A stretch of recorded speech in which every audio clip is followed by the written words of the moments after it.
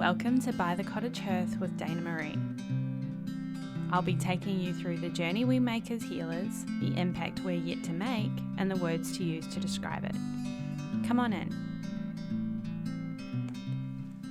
Welcome back to the Hearth. Today we've got a great conversation with Sarah Yeoman from Integrative Wellness. And I am going to get stuck on that one because I love the name, but we know what I'm like. Welcome, Sarah. Thank you so much for jumping on with me today. Thank you for having me, Dana. We are going to be talking about your journey, which you're one of those healers who has had a long, lengthy, and overqualified background to the work, to the role that you've got now. Why don't you tell us about what your journey kind of has been to where you are now as a healer? All right. So this can be a long or a short story, so we'll try and keep it short. So path that I'm currently on realistically only started about 5 years ago, but there's a longer leader into that. Um, and I've actually been thinking about this lately because I was just like, oh, when did my self-development path start? Ooh, yeah. And I kind of went, in truth, I'm coming up 20 years on this Yeah. journey. Um, so twists and turns, all of that kind of stuff. Um, so that was doing landmark education, which helped me kind of redefine, I guess, family issues predominantly. Yeah. Because their crux is nothing's good, nothing's bad, nothing's right, nothing's wrong. It just is, right? Ah, that's So an interesting concept. Yeah. yeah, so that was their primary premise when you start their introductory courses and do all that kind of stuff. And that really resonated quite strongly with me and cleared a lot of hang-ups about connecting with people and communicating with people. Because prior to that, I was very cold and clinical when I worked with clients Yeah. and doing all that kind of stuff. So it opened the doorway to be more expressive, more open, um, clearly less judgmental, and all of that kind of stuff. And then, as I said, this major shift and transition has, we'll say, 4 to 5 years. So back at the start of 2020, I said to myself, I want to create greater independence in my working life. Yeah. Could I have predicted where I am now? Definitely not. Um, so so that was looking for a private clinic space, all of that kind of stuff. Um, and then things showed up. As they do. The inability to work was a big pivot point for me. Um, we all know what happened in 2020. We don't even Yes. need to go there. Yep.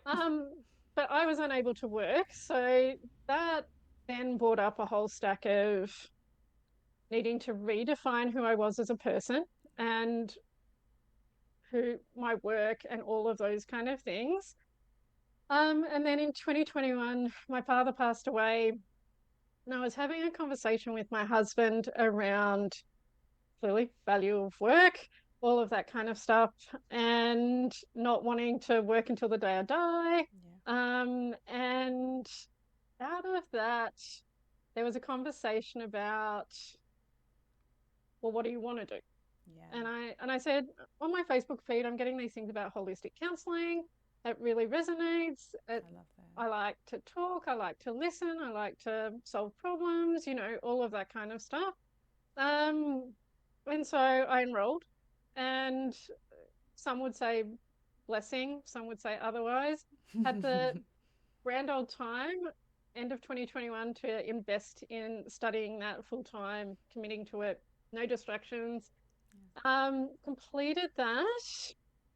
And in this process, I created my own modality, I love that. which is all around providing connections with how you currently react, respond, do or don't take actions to earlier childhood experiences, Mm-hmm. and then clearing that story from your emotional central nervous system. So taking away the energetics of the trigger so that you can just go, oh, okay, that's interesting point of view. I now know where it comes, and then just move on. So you don't have the same Um, reactivity to those triggers. no, like there's definitely not the same heightened response to it. I There's an love that. awareness around it. It's not like you're eliminating the memory or anything like that. Mm, It's very much just when it comes into your awareness, it's like, oh, interesting. yeah, Huh, yeah. I love It that. doesn't, as I said, it doesn't provide the same reaction. You're a lot calmer around it. You can typically you can communicate that a lot easier and all of those kind of things. So there's not that, yeah, as we'll say, heightened Reaction to it. sensitivity to it and reaction Yeah. to it. So this was all going on. And then I have progressed into the online space. Yay. So, and that brings us to today. So, Today. And I love that you touched on that shift from very clinical work, very clinical mindset into this energetics, because I feel like that is a space, especially my own audience, my own clients, that confusion of how to bring the science and the woo together. Like the number of times I hear that so much, and I have to say, you're not the only one. Like, you're not the only one who wants to do that, let alone the only one who's struggling to do that. And I love that you've got this background in that clinical, scientific, evidence based space, and you can now see the benefit and want to bring those energetics in. So, how has it been for you to bring those two pieces together? it's been at times strong resistance. Yeah, Um, my nutrition background has me very science, yeah, evidence based, all of those kind of things. But one of my biggest lessons came out of working with a Chinese medicine practitioner who decided he knew my body better than I did. yeah, And so I was already there being more client centered as opposed to evidence based, which is a term that I think needs redefining. yeah, Because if we're too evidence based and ignore our client, nobody wins in that space yeah, either. Um, so, as I said, out of my personal experience with this Chinese medicine practitioner who and was unaware, he did not verbalize that this was where he thought I should be going. I just assumed that my primary problem was getting dealt with. It wasn't. mm, And that was quite a shock to come across somebody who felt like they knew my body better, all of those kind of things. So, and from the energetic standpoint, I really get that I've seen too much to ignore that. Like I have literally seen too much yeah, of myself, of others to sit there and go, "We doesn't exist," right? yep, Like I just can't do that. Um, and particularly energy medicine from that standpoint, whatever variation you practice, yeah, um, I think is highly beneficial and I think is going to become more prevalent, yeah. hopefully. Agree. Because we're starting to see like the likes of EFT tapping getting more awareness. They're doing more research around it, all of those kind of things. I think it's sad that we've still got to prove it, and that people can't just go, yes, it works. Yeah, Which I think is, probably my biggest struggle is that people want to that whole evidence story, yeah, if we can't prove it, then it's worth nothing. So mm, and as I said, that's where my struggle lies. There are clearly people who are still down that paradigm mm, very strongly, very heartfelt, that unless we can prove it, it doesn't exist. Um, and as I said, that doesn't resonate with me. So I sit somewhere in the middle. I can be saying things like evidence says, mm, that doesn't necessarily mean it's going to work for you, but we can go with that as a suggestion, as a starting point, yeah, and then move from there. If you come back to me and tell me it didn't work, didn't feel good, any of that kind of stuff, I'm happy to drop it. I'm not going to force you that that's your story, or um, what shall we say, not the truth. yeah, So I think, but some of that is getting clients to also acknowledge we don't have all the answers. yeah, Like, you yeah, know, I think it's really important that we start to look at our journey as What should I say? Like almost like detective work. What works, what doesn't. Um, who resonates with you, who you don't, all of that kind of stuff. I don't think there's any point forcing yourself to work with someone for the sake of perceived outcome that you might get when that might, if you just don't gel and all of that kind of stuff, don't force yourself. Yeah. It's learning, and again, learning to tune back into the body and go, what's right for me? Like, do I feel good in this moment? Do I not feel? And I've had my own lesson recently on that. Um, and the difference when you actually tune in is huge, Yeah. right? So the the feelings of not wanting to show up and recognizing those people that you do want to show up for and all of those kind of things does make a huge difference Yeah. to um, how we work, really. Yeah. And I think that's a really cool idea. Like that's a really good point to expand on. We have so much pressure that every person who's going to come in the door that we will be the right fit. And I think that's something as healers as well, like when there's resistance to niching or the marketing, the logistical stuff, we go, oh, but we're healers. Our job is to heal anyone who comes in the door, and I can help anyone. And we kind of almost take that on and like martyr ourselves that we will help anyone who comes in and we can't turn anyone away. But there is a compatibility component. Like I know for myself, if I don't gel with a client, I'm not going to spend the next 6 months trying to help you. And it's not because I don't like you as a person. I mean, sometimes it's that, let's be honest.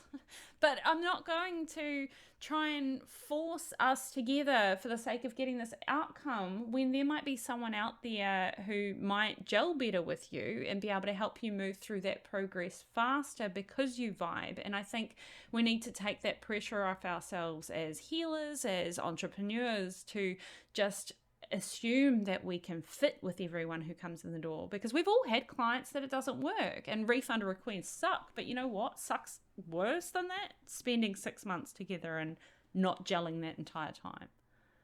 Yeah, and I think that the other aspect of that is, in essence, you're not actually helping anyone in that Mm, situation because they're getting less than your truth and your, yes. and your vibrancy and your zone of genius and all of that kind of stuff. If Mm, there's that energetic kind of component where you go, oh, I've got that person on today. Oh, yes. I've got to psych myself up for that. Um, we've all, as we said, we've all been there. It's not a great feeling. Mm, And again, as I said, nobody benefits out of that. yeah. You feel depleted at the end of the session. They probably don't get your best work because you're constantly managing energy. Yeah. So I don't see that of value to anyone. I think if, and this took me quite some time, don't get me wrong, to Yep. acknowledge that I'm not for everyone. Yep. Like I completely get that. And I have come to realize, and that's just dropping in right now, that's an honoring process for both of us. I love Is that. that, you know, by honoring my energetics, I honor you to find somebody who is a good fit for you. There is just Mm, no point going through that frustration of forcing something to work when it's clearly not going to. yeah. And that feeling of competition comes up.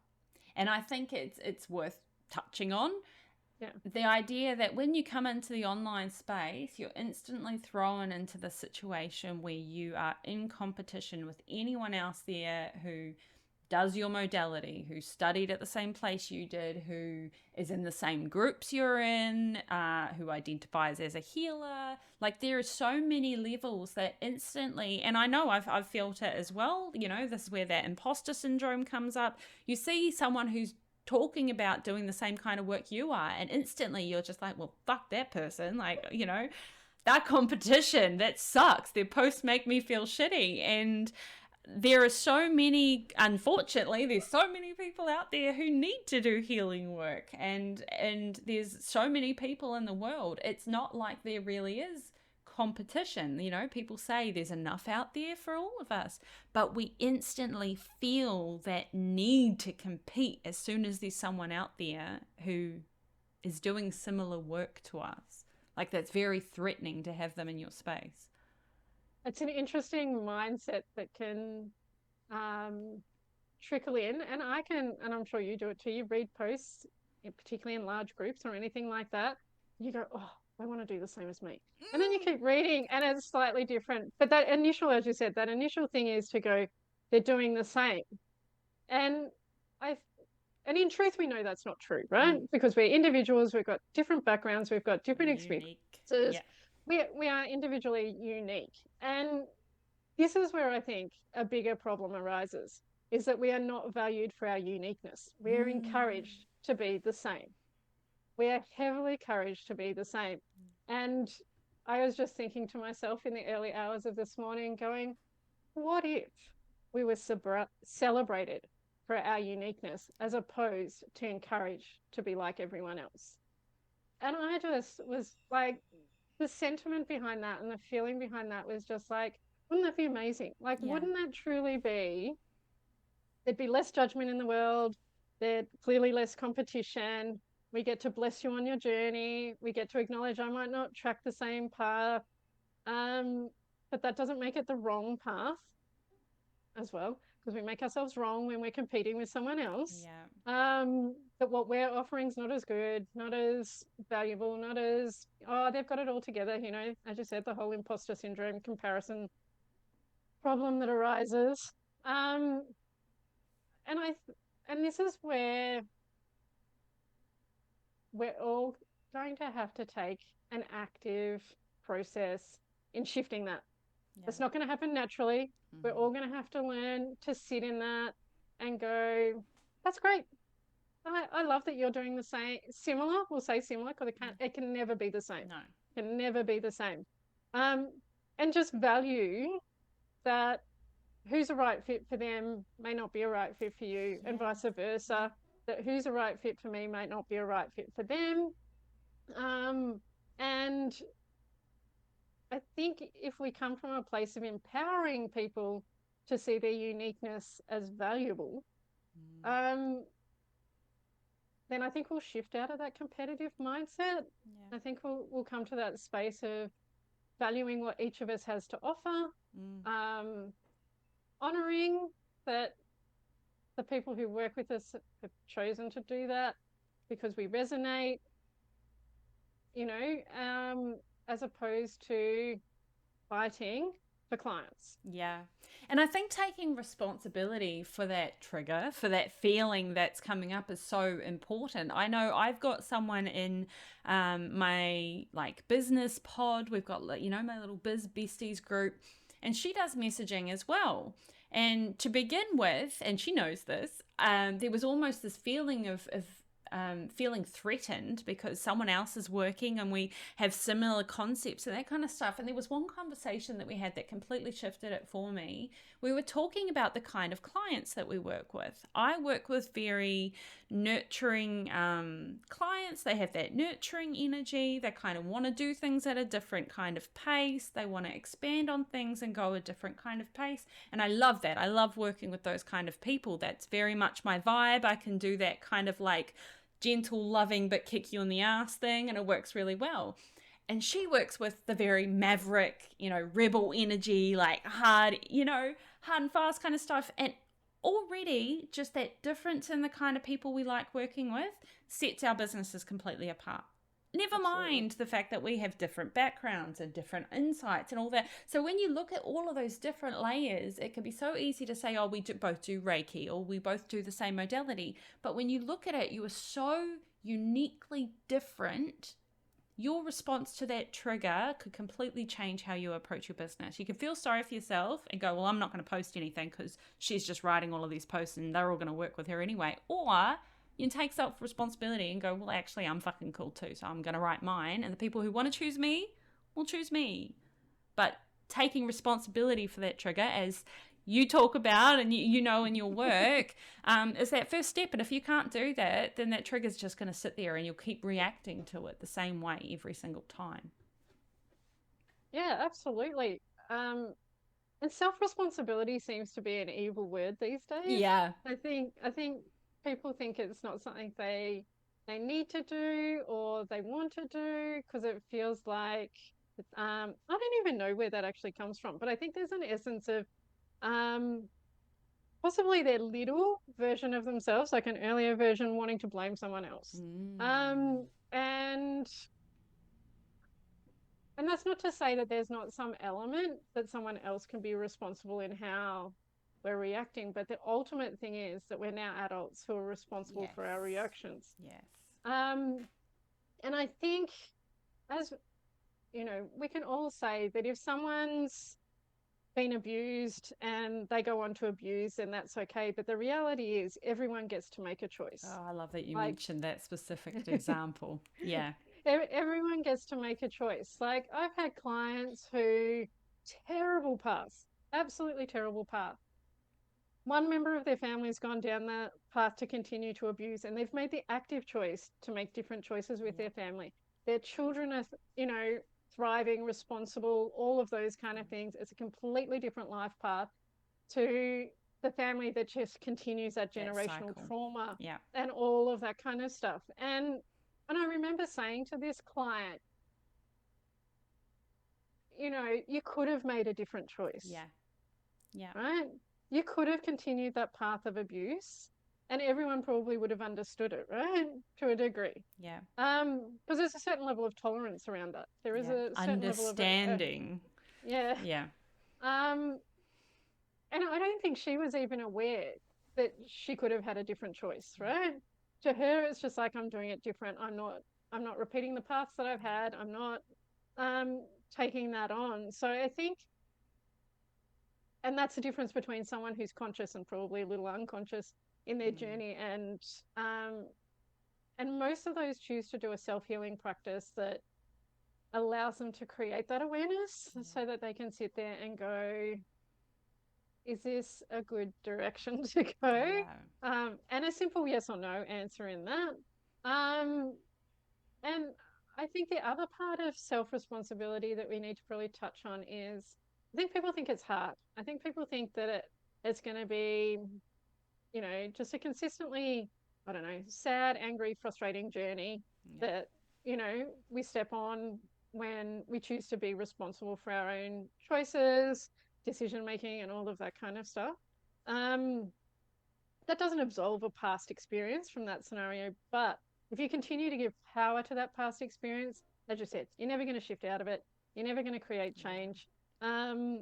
And so bringing in with that self-responsibility, I think, needs to come some self-love, some Of self-compassion, course. kindness, Yeah. consideration, and all of those kind of things, so that when it does come up, we're actually willing to sit in it, Yeah. acknowledge it, cry if we want to, Yeah. um, but we can take the lesson out of it, as opposed to just sitting in the stuckness and going, this is And pretty repeating the effed up, same and thing. all of that kind of stuff. Yeah. Yeah. Yeah. And it shows up in different variants. And I mean, so I think that conversation kind of needs to come into the healing story, that when we actually take responsibility, it can be a gentle path. Like, it You don't doesn't have to actually just have to. rip all those wounds at the same time, as I have done. Don't do it. Do not recommend. You can do it gently. Yeah, Yeah. yeah, absolutely. I think, for me, in the last couple of months, the concept of soft being the opposite of hard, as opposed, Mm. has been a great awareness to come into, so Yeah. that I can be kind to myself Yeah. when my triggers show up. Yeah. Because none of us get away with not having them. Yep. I think is the truth as well. I guess the more conscious you are about it, the easier it is to recognize them, Navigate. acknowledge them, process them, and move them on. Yeah. Um, but yeah, I think, as I said, there needs this healing path kind of needs to have um, well, my vision of it is a softer approach, um, so that people don't feel the need to defend, people Yeah. don't feel the need to react, people don't feel like they're not being seen, heard, and witnessed in all of that. Yeah. I love that. Um, and yeah, and I mean, a lot of research shows that compassion will get you a lot further than being hateful towards yourself. Yeah. Hating yourself into health doesn't give you great long-term results. Not sustainable. No. Not No, efficient. no. Yeah, yeah. So, um, how that's going to happen, I guess, again, starts with the individual and that ripple effect. You know, Yeah. if one person can show someone else that that's the way that it can be done, then that shows the next person that they can do that. Because my broader mission in life is to see, on one level, a calmer world. So Yeah. calmer families, calmer workplaces, even calmer roads, right? I Yes. was involved some stuff yesterday around that, and I'm just like, oh my God, is that really necessary? Um, and but below that is the safety to express ourselves, Oof. the safety Yes. to ask ourselves what we want, the safety to, and I think asking for what you want is a big step, Yeah. because Huge. there's so many of us are told that that's not the done thing. We're here for others. We're not here for ourselves. Or we've That, never even been asked that question, yeah, so we wouldn't even know how to answer it. Yeah. absolutely. So, um, but having that safe space where you're not feeling like someone like that walking on eggshells, we've all experienced that Yeah, as it's well, awful. that um where we can come to that space where we ask in a way that is receptive to the other person, the Mm, honoring of self, where we don't feel like we're nagging, where mm, we don't feel like we're yeah. asking for too much, all of that kind of stuff. So complete circle comes back to that honoring of self in Yeah. this process, honors others. I love that. I love that so so much. Well, I mean, we're already kind of touching into that. You've jumped the gun on me. I was going to ask. I like to even ask everyone, what is your impact or legacy goal? What do you want to leave behind? And I guess that's exactly what you've just answered. Like the big goal for you, if your work can achieve anything in the world, that bigger picture. I think that's a pretty amazing legacy to be leaving behind. Yeah, I just reckon it's so important, as I said, if we've, yeah, and particularly the family at the core. Like, you know, if mum's happy, if dad's settled, if the kids are calm and, you know, all of that, and get to express themselves in their truth, all of that kind of stuff without someone feeling like that's wrong or needs to be Yeah. defended or any of that kind of stuff. Um, I just see a different world. I Yeah. just see a different Well, world. even with that generational cycle of trauma that we talked about, when you're looking at it, if these people do the work, it's different for the next one. If they Yeah, do the work, it's different for the next one. And I think we're coming into so much more of an awareness. Men are being told now it's okay to talk about your feelings. Women are told you're allowed to express your needs. And I know that's me jumping straight into a gender bias there, but these are the issues I grew up with. These were the examples that I struggled with, that I didn't have these things. And I've had to be the generation that had to go, well, actually, no, I don't want to pass those stories on to my kids. So I have to do the work. And I think we're coming into a world that has so much more awareness that we do have to take responsibility. We can't keep blaming our parents. I mean, yep, cool, I'm going to blame my parents for certain things because they fucking did it. But I can't keep crying about it and using it as an excuse to parent my kids that way, because otherwise it never stops. It never that's right. stops. Yeah. That's Yeah. right. And I think that's where the greatest awareness comes into it, when we get to that point in our life where we go, if it's going to change, it's got to be me Yeah. that changes and Yeah. not others that change. Yeah. I think that's a core philosophy. And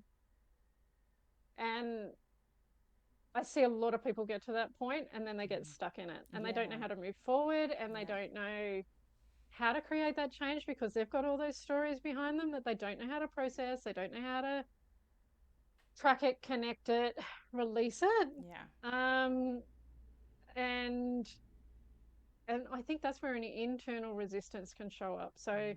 that can be whether you're, you know, as I said, choices you're making, actions you're taking or not taking, Yeah. and actually being able to dive into that when they're showing up. I think people are quite surprised when I start discussing what triggers can actually look like. Yeah. So, you know, it could be someone who's self-sabotaging, let's say from a dietary point of view and all of that kind of stuff. We're gonna call um, me out today, are we? Let's go straight from my self sabotage. All right, thanks, Sarah. because there's more to that than a simple Yeah. knowing the right thing to do. So Yeah. I think people can sit there, and I'm sure we've all heard, this. I'm doing the right thing, but nothing's changing. Yes. Yeah. Right. And this can come to food. Like they go, I've done all the diets, nothing's changed, nothing's, shifted, all of that kind of stuff. So there's a deeper story there. Yeah. I know anyway, Yes. there has to be Yeah. there has to be a deeper story there. And it's not until some people create that connection that to an earlier life experience that they go, I had a client that was talking about she used to have a family friend that used to feed her chips and all of this kind of stuff when she'd go over to their house as a, send me that little reward side of thing. So whenever she was feeling a little, I need a pick me up, that was one of her first things to go to. Yeah. She had never made the connection. Yeah. Never made the connection to that story. It was just like, to her, it's just what she wanted. Yeah. So diving into that, she got to the core so that then the next time that showed up, she could actually ask herself, what do I truly want in this moment? Yes. That's so powerful. Like that's so empowering to be able to see that and recognize it and make a choice rather than just keep repeating that over and over again. Yeah. Yeah. So, and that means you can have the chips in the house. Doesn't mean you got to eat them, right? Yeah. You can have the chocolate in the house, but you don't have to eat it. Yeah. So too many people, you hear that recommendation, clear all the junk out of the house. I'm just buying more. I'm just going to go get more. Yeah. And that's a reality until you deal with why you want the junk. And I'm not putting morals on food, so to speak, and I'm not one to do that. But generally speaking, most people would call that junk. Chocolate and chips would be considered junk food. So there's two things that could go on there, dealing with that moral component of it, why we want to label good and bad. But secondary, as I said to that, is why do you want it? Yeah. People go on sugar cleanses, they do juice cleanses, they do water fasting, all of this kind of stuff. I can almost guarantee you that in 6 months' time, they're back to eating. And if not, at least within 2 years, because research shows that 98% of people who lose weight don't maintain it. And it's back on, and if not more, after 2 years. Yeah. Yeah. Yeah. So there's that, as I said, why do you want it? What is it that's driving you to want it? That if you get to that story and you clear That's that, an amazing insight. Yeah. Your choices become completely different because you can have one piece of chocolate and be satisfied. Yeah. Or you can have no chocolate as well. You can all of a sudden that loses its intensity, it loses its craving capacity and all of that kind of stuff. Yeah. Because the story's been heard, it's been witnessed, it's been seen, processed, and as I said, on the flip side of that, you get to choose. And even you saying that, I know, and I'm going to be exploring this for the rest of today, so thank you for that.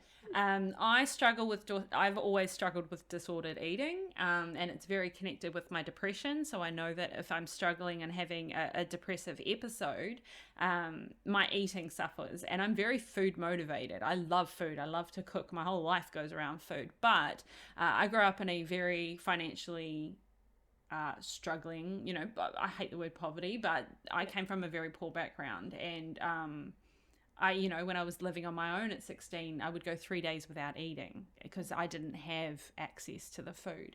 So now, as you're saying that, I'm connecting, well, no wonder when I'm fucking sad, I can't eat, because these are periods in my time where that is my cycle and where it's coming through, especially as someone who loves food. There's probably self-sabotage. So thank you for that.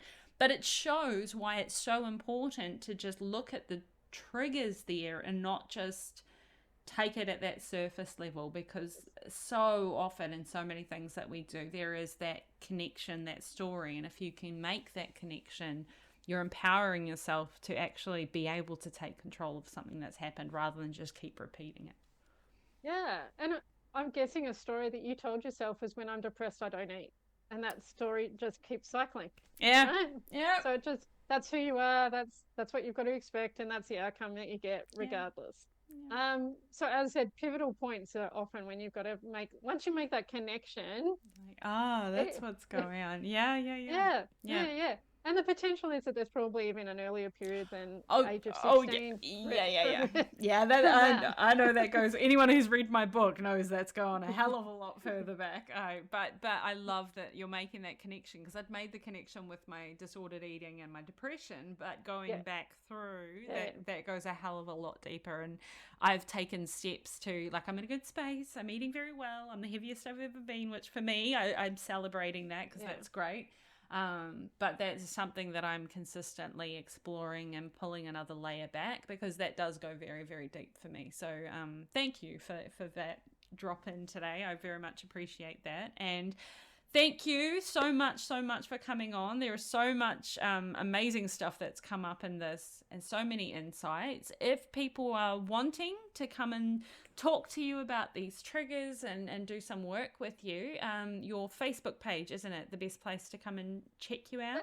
It's the first port of call, which is Sarah Yeoman Integrative Wellness. And I'll pop those Um, links. I'll put those links in with the episode, so you can just go over, have a follow, and see the wonderful stuff that you're doing, because I absolutely love the way, the gentle, the soft, the honest way that you explore these things, because I think there is a lot of resistance about going into this work, but I think it's so powerful if you can take that self-responsibility and take that step further to go and explore those. So thank you so much for jumping on with me today. I very much appreciate our talk. Excellent. Thanks for having me. Thank you for listening to this week's episode of By the Cottage Hearth with me, your host, Dana Maree. Make sure to like, subscribe, and follow on whatever platform you're on to be notified of new episodes. And you can also follow me on By the Cottage Hearth on Facebook and Instagram. Check out show notes for any links or freebie goodies that I might have going at the time. Otherwise, I'll see you on the next episode. Keep healing.